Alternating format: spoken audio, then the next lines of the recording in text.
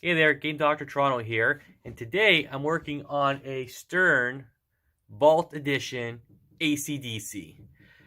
Now, this game is a blast to play and a blast to repair because look at all these components and wires in here. And with the premiums and limited editions, they come with this lower playfield, which they call Hell. And it's an awesome little feature for the game. It's such a game to play. Well, this guy wants it all rebuilt, shopped out for placing in his home for his collection. So this guy here came all the way from Thunder Bay for the Toronto Game Doctor to work on. So right now I'm currently working on the problem here. When you start the game, the ball gets shot into a scoop and the ball does not get popped out. Just sits there. So I did some diagnostics and we got all our power coming to this coil here. This guy right here. We got the voltage kicking in every time I activate the coil, but the coil ain't moving, which means coil's bad. Either the wire broke or just burnt out inside. So I'm gonna take it out, replace it, and we'll see how it goes.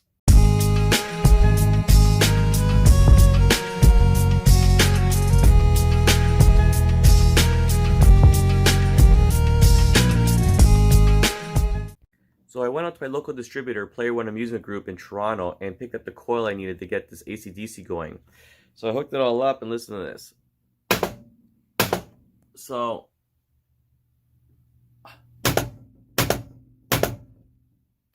coil's all working. But it wasn't like that. When I first turned it on, it was constantly going off. And I was wondering why it's such a low play machine and the coil was already burnt out.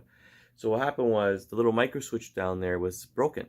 So it was constantly making a contact, which kept having that coil going on and on and on and on and on. Burnt it out. So fixed the switch, readjusted the actuator on it so it doesn't get stuck. And yeah, this thing's all ready to go with the coil. And I'm going to see what else is wrong with it. So I had my assistant Domenico go through the pinball and look for any of the problems with it. And what he found was that the action button on the top crossbar, the lock bar, wasn't working. So it wasn't shooting the balls out or interacting with what song to play, etc. So I did some continuity checking, and from the switch on the front to the boards in the back, and I didn't get any continuity. So obviously there was a broken wire somewhere, and a game that only, to its records, only had less than 500 plays on it. It was hard to believe there was a broken wire. So I did a little bit more checking out, and so we got here. So what I found was this wire and this wire are not connected. This goes to the lock bar for the action button, and this goes to the boards in the back box. So obviously the coupler is missing. I checked everywhere, cannot find this coupler anywhere in this machine. So I'm gonna have to make up my own coupler here, get it connected, make sure it works, and hopefully get this thing out this week. So I was able to correct the wire situation under the table, and now we got the fire button working.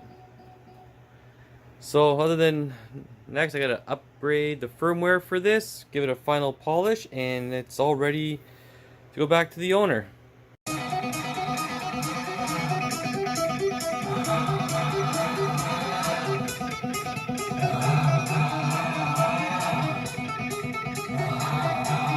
You hear the hi-hat so clearly now.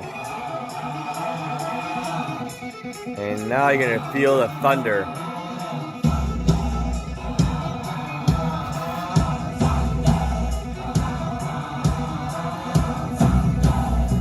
That's how it should have sounded from the factory, my friends.